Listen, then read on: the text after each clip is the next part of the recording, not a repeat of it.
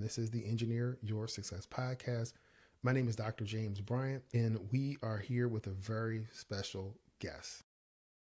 And well, thank you so much for the invitation. I am pumped to be able to chat with you and hopefully be able to share part of my story. I'm Nikolai Oliden. I am located in Arizona here in Phoenix. And I'm a civil engineer, mostly in the transportation department. And I've had a pretty interesting career. I like to think of it, but I actually always think that we all have pretty interesting careers. One of my favorite things to do when I talk to people is, how did you even get here? And is where you are today where you kind of thought you would be early on? And rarely is the answer yes. And so I enjoy sharing my story, because if there's a early career listener out there that's 0 to 5, 8 years experience and they don't really know where they want to be, you're normal. You're okay, right? It's just, you're going to make some pivots here and there. So I grew up here in Phoenix and went to Arizona State University. I graduated in 2008. So I was pretty lucky just to have a job. I was also very lucky. I had 4 years of internships. And so I was able to meet some people in the industry while I was in college. But when I graduated, it was right after the market had kind of collapsed a little bit or was in that decline.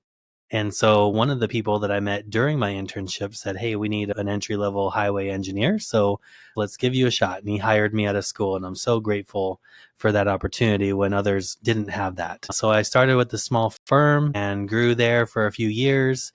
Then my boss who had hired me moved to another company. And about a year later, I got the call to go join him again. And of course, I was going to do that because he was awesome and just a great mentor. A few years after that, I ended up going to work for my dad. And my dad owns a structural firm. So now I'm in highways and he does bridges. And so we don't overlap too much as far as I can't design a bridge, but I thought I'd go there, see what we can do, see how we can grow together. And we spent about 7 years together growing that company to about 14 people, which was pretty exciting. And then I joined Jacobs, which is one of the largest civil engineering firms in the world. And my team that I lead now is bigger than any of the companies that I worked for before. So it's quite the difference in how I've progressed from small companies to large companies. But I've been at Jacobs now 2 years and loving it. So it's been good. That is great, and you give us a lot to dig into today. Yeah. There are a lot of different transitions that we can talk about. So let's go back to the early career. You had mentioned early on, if there's someone that's early in their career and they're thinking, I don't know what's going on, you want them to know that's normal. So let's talk about your early career a little bit. Yeah. So I think for me, when I was in school, I wanted to actually be a structural engineer. I wanted to design bridges. Mm-hmm. And through my internships, it was okay, but it just didn't click. Like it wasn't the thing for me. Mm-hmm. I started looking at roadway, and when I started my career, I still didn't really know what that meant. What am I going to design? Am I going to be designing the Autobahn every single project? Am I going to be designing these giant freeways every single project? And that could not be further from the truth. You're designing parking lots and 10-foot wide pathways and a city street if you're lucky. And maybe if you're really lucky, you get a highway project. And so it's such a variety. So for me, that was a big realization of, all right, we have such a variety of projects. Mm-hmm. I always thought I would be working on magazine cover worthy projects when I was in school. And then I designed a pathway or an irrigation ditch or something like that. And at first, I was maybe a little bummed that it wasn't magazine worthy, right? And through my career, I realized they all have their own unique problems. They all have their own unique challenges. They all have different people that you work with. Boy, I mean, some of the clients make a big difference on what your experience is on the project. And some of the clients are a lot of fun to work with. You build relationships with them. And sometimes I found these parking lot projects were some of my most fun projects because of just the team that I was able to work with. And so pivoting away from kind of thinking I needed to be designing these massive highways and these things that were huge, glamorous projects to just, I could design anything and really find joy and fulfillment out of it. And something that I learned early was, for me, it was about who I was serving.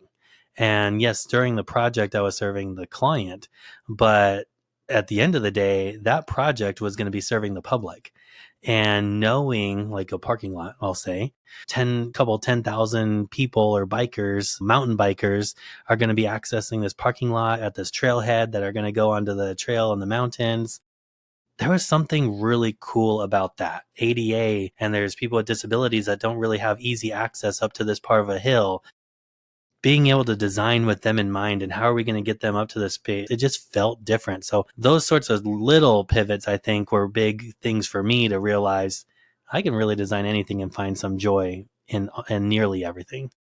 Okay, so you initially struggled with I guess, finding meaning or significance behind doing some of the non magazine cover Yeah.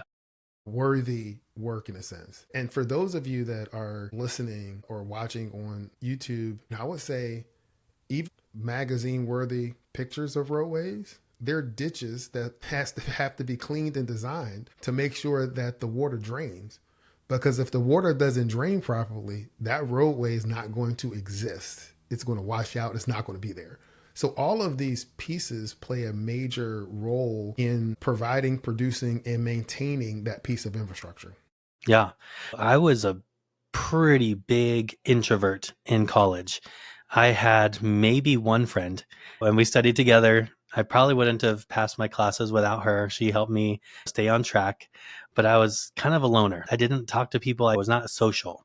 And so early in my career, I realized, wow, we really do talk to people all the time. This is not you sit at your own desk with your head down, crunching numbers all day.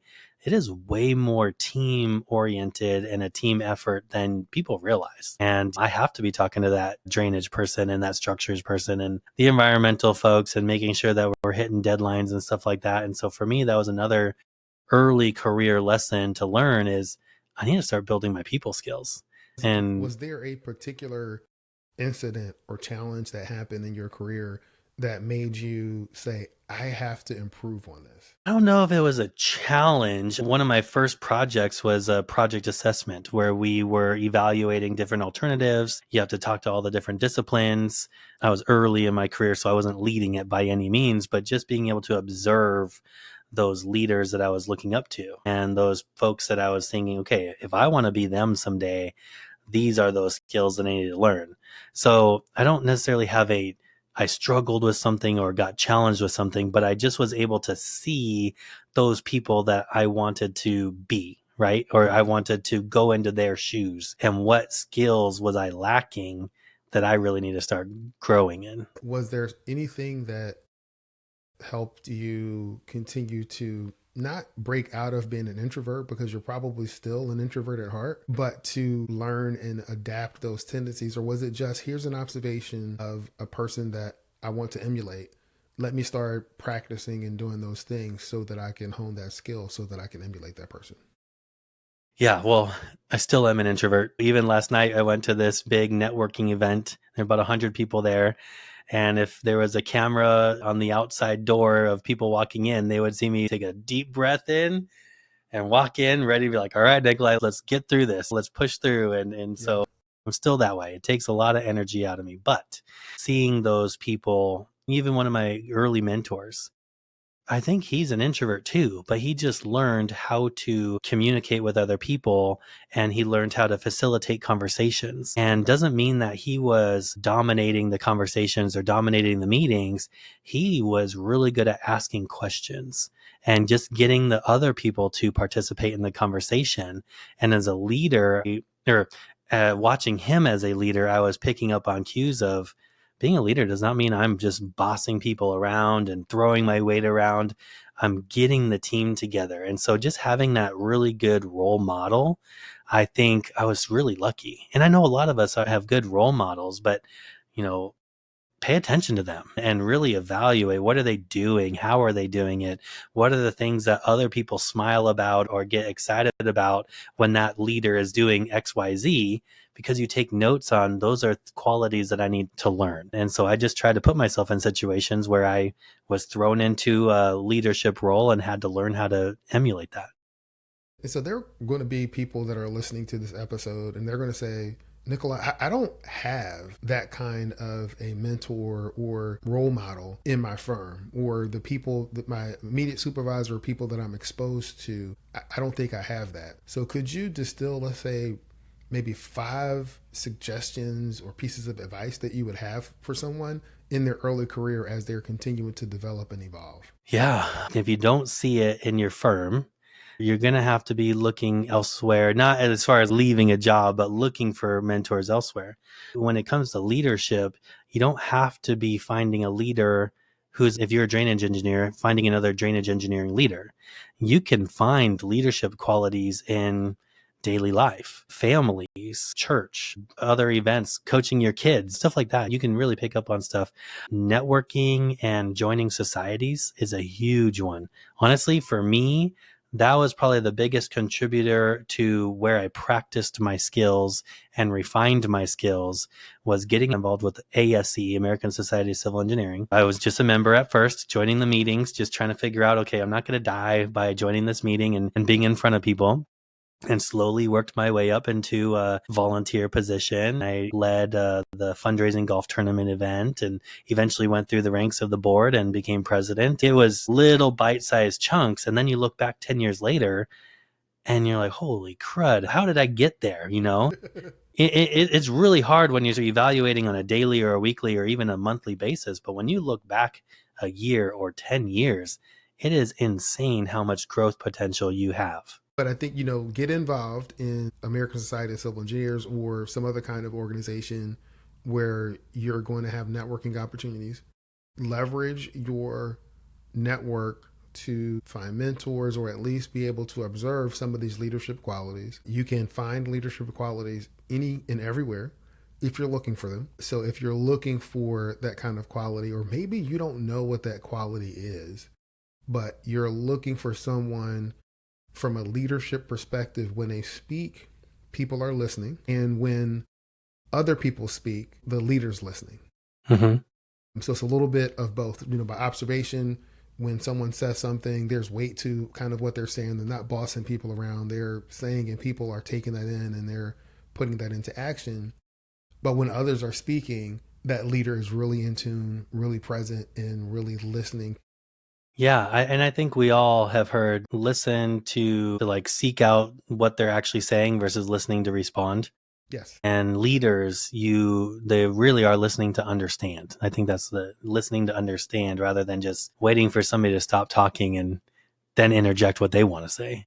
Mm-hmm. No, I think that's good. You mentioned you started off in the highway area. You're with a small firm, slightly bigger firm, and then you went to go work with your dad and to Yeah. help him grow that. So how many people were working there with your dad when you started? You said it's 14 when you left. What was that transition like for you? Well, I was his first hire. So employee number one here, or two, I guess, if you want to call him number one. We were talking, he talked to me for about 2 years prior to me actually joining. And I kept saying no. And then eventually there was a project that lined up that he could guarantee me work for a year and a half.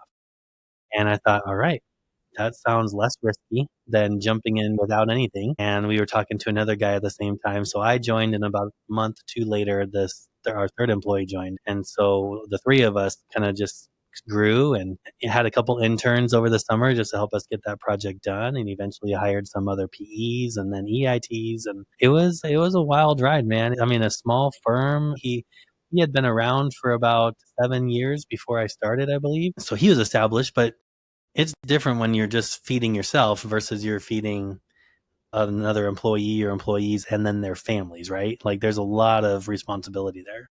Yeah, I can only imagine that one of the areas where you began to hone your skills even greater was in business development and marketing and being able to communicate to potential clients and to talk about what you guys could do.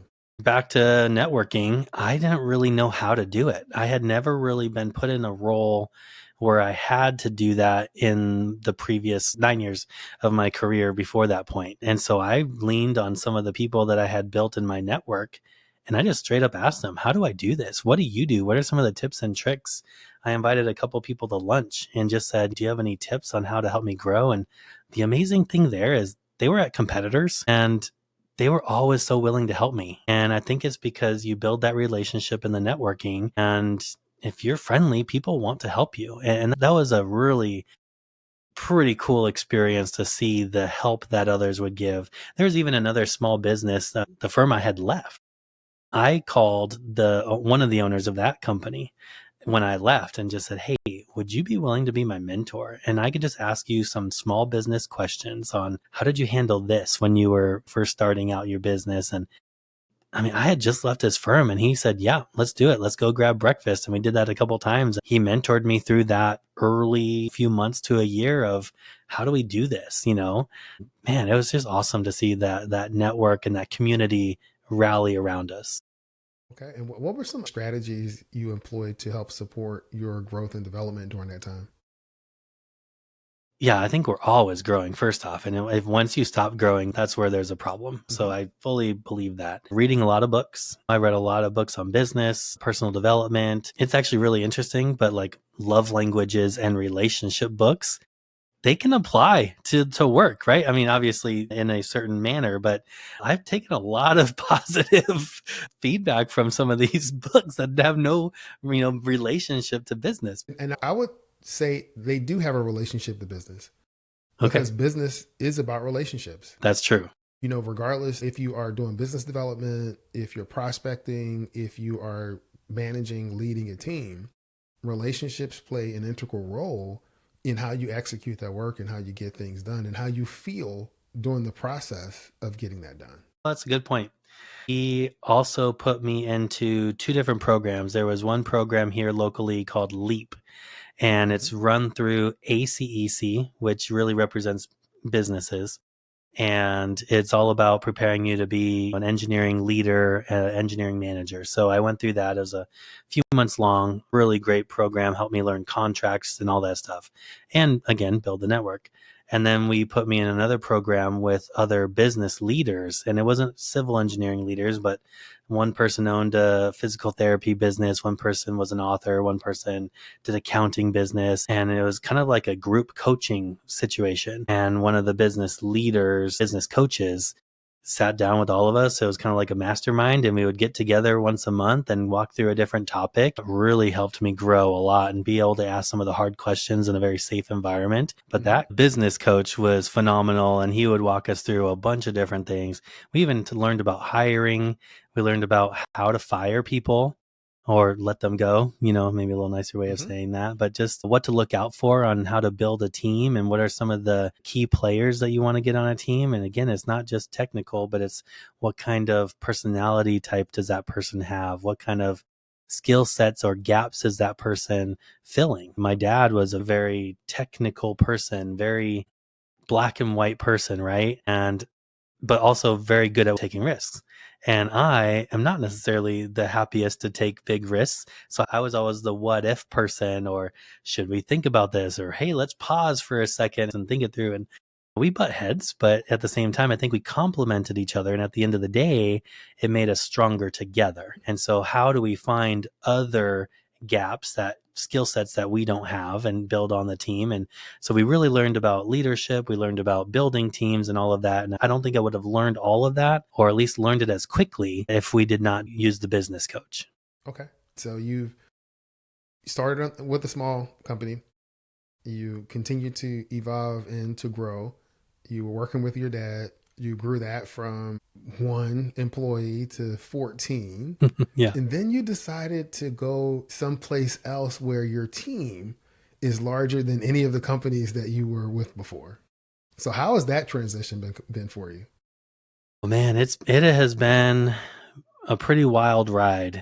From day one, I had 20 plus employees reporting to me, and I had to learn the system of the company. I had to learn the employees.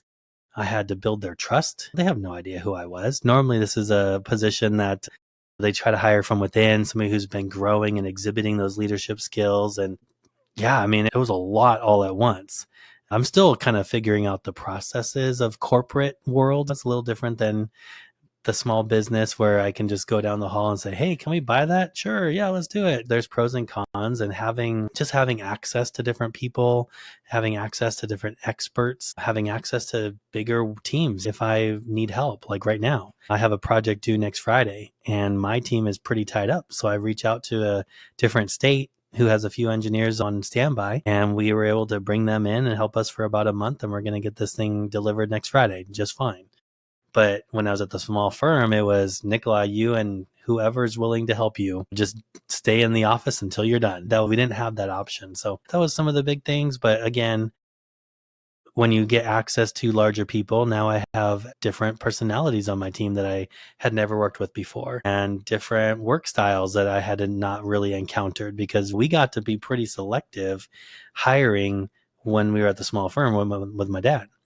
But here I inherit a team and they're all awesome individuals, but I had to learn what makes them tick. And as a leader, I don't want to come in and just start making demands. I want to be able to meet them where they are and meet them what they need and talk to them how they want to be talked to. It took time to learn, but they welcomed me so well. I'm so grateful for how welcoming my team was and accepting me. And I mean, I feel like we work pretty well together now.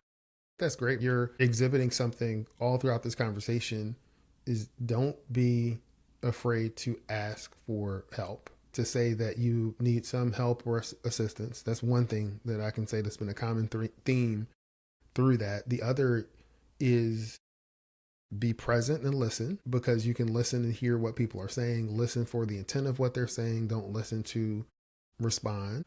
Another common thread is you're listening so that you can really understand who that individual is, so that when you're leading that team, when you're managing that team, when you're talking to that individual, you know how to package the information in a way that they can actually do something with it. Yeah.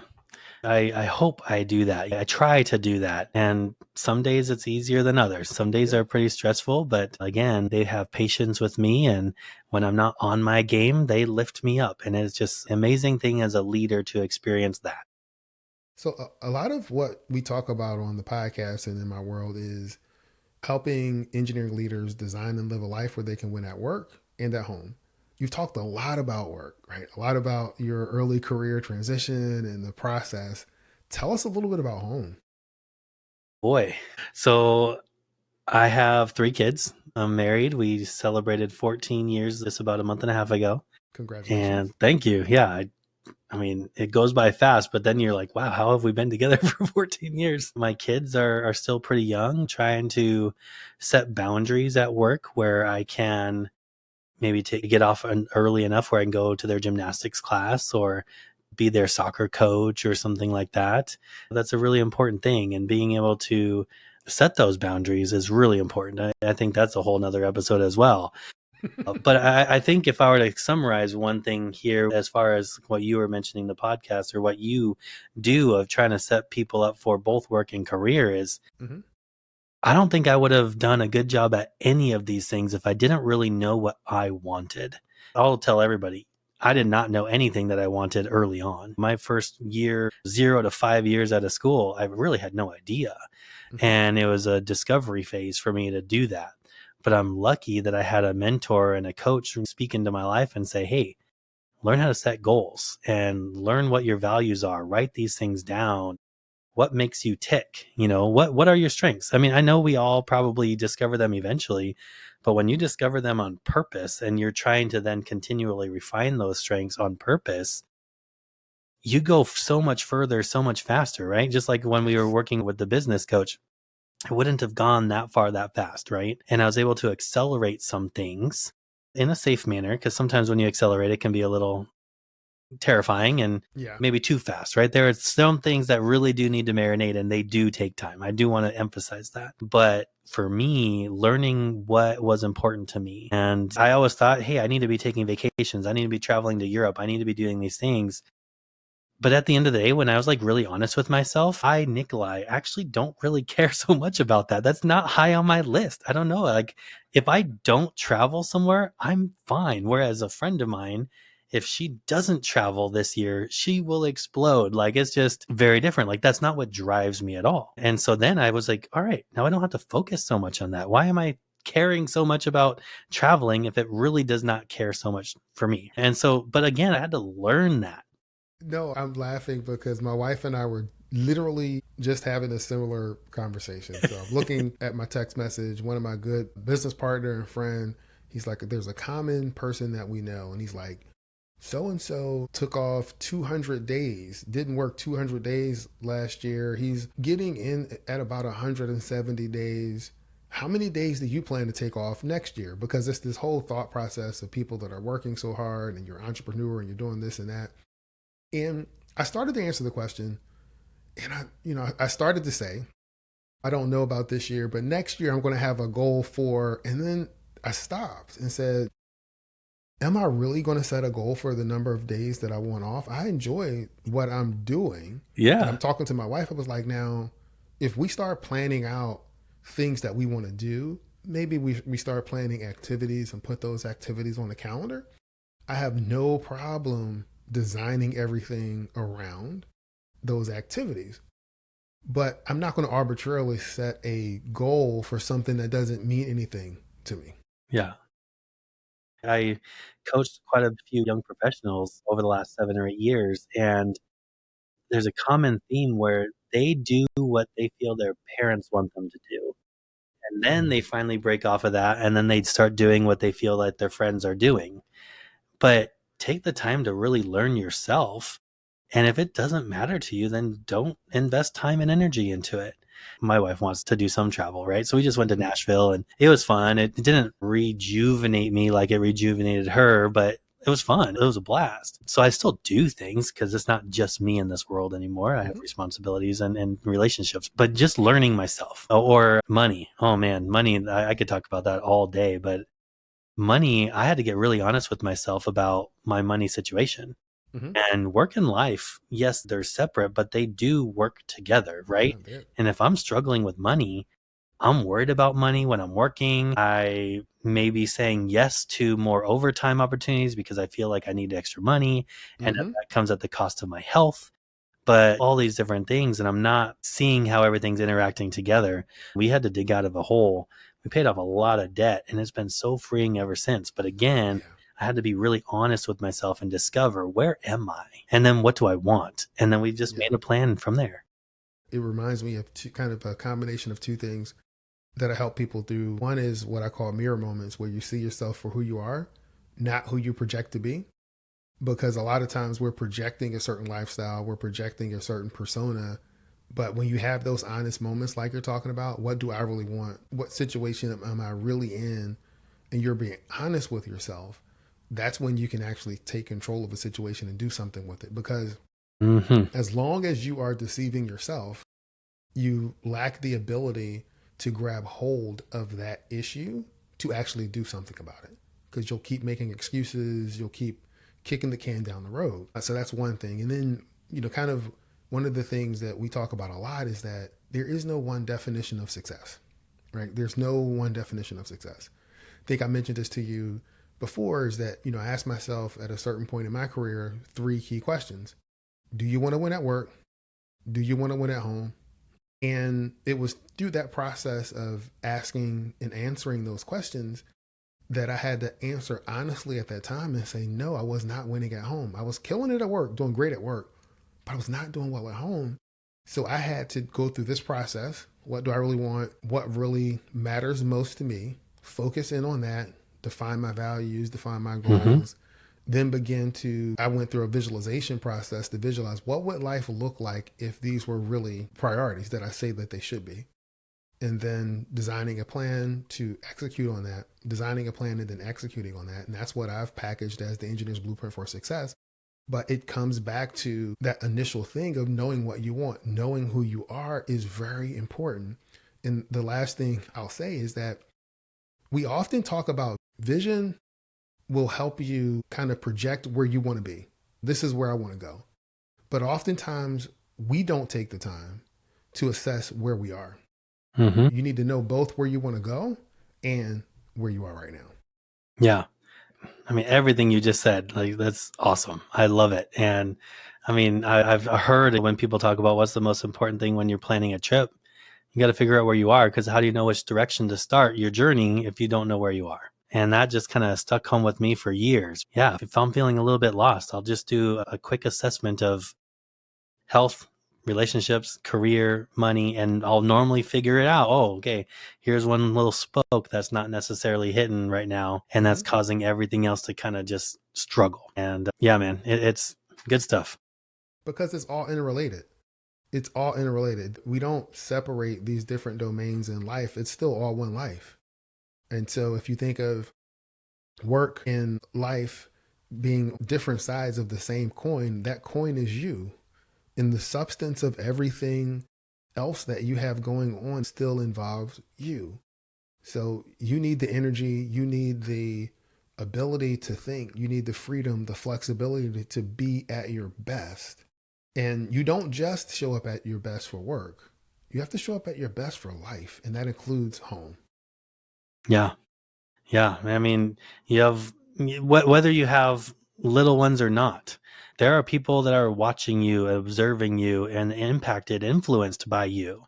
I had a really sweet moment the other day. My wife brought my brother and sister and parents around just to have a quick conversation, because clearly that day was not about me, right? It was about turkey, and that's it. But we just had a sweet moment, and my sister had just kind of mentioned something, and it just touched me so strongly, because I just was like, wow, I didn't even know you were paying attention to that. And I would have never guessed that she was watching me over these years do XYZ, and then that influenced how she made other decisions in her life. That's a beautiful story, and I want to thank you for taking the time to share. I really do. No, I thank you. Because you never know who's listening, you never know who's watching, and people are. They're watching you. They're listening. It's happening. You just don't know. Is there anything else that you would like to leave our listening audience with? Maybe I would just like to speak to people who are not in their early career and kind of touch on this topic of influence. I had some really great mentors and people I looked up to, and I also had some pretty terrible work situations and pretty terrible bosses, at some times in between different things. And just building up what I wanted to make sure that I wanted other people to have a good experience with me as a supervisor. And just knowing that people are watching you, people are taking notes. You might be there, don't do this example, right? Or hopefully you are there, follow this person and take notes from this person, right? I want to be that guy. And again, I fail all the time. And my team knows that I have some pretty good shortcomings, but they know I try, and I'm always going to try to be that person that is a good example. And it's good to keep that in mind. If you are not an early career, people are looking up to you, and just keep that in mind. Okay. Yeah. All right. Do you have any questions for me? Is there one single person that you feel you noticed or exhibited things that you took notes on, but you can attribute a lot of your future moves or ways of leading because you saw this person as an example? Yes, I can definitely track back to one manager that I had. It was Quentin Elliott. He was the state maintenance engineer for VDOT. I had the pleasure of working for him earlier in my career, like 3 years into my career. And what I observed from him was his ability to shield me from the things that I didn't need to worry about, even though I wanted to worry about them.